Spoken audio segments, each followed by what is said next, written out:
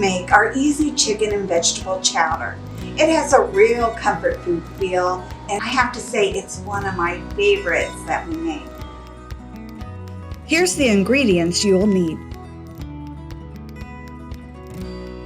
Don't forget to wash your hands.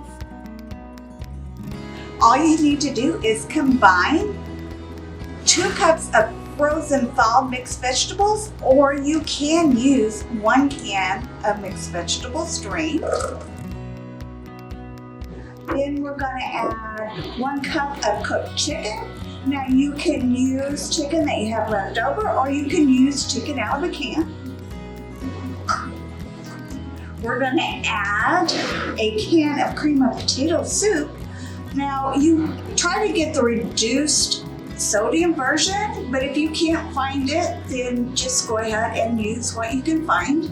You can also get cream of chicken or cream of mushroom, whatever you want to use. Then we're going to toss in our spices, which is 1/4 teaspoon of basil. We're also going to add 1/2 teaspoon of garlic powder and 1/2 teaspoon of minced dried onion. And then we're going to add in 1 cup of low-fat milk. Then we're going to stir this together and then heat it until it's hot, and then it's ready to serve.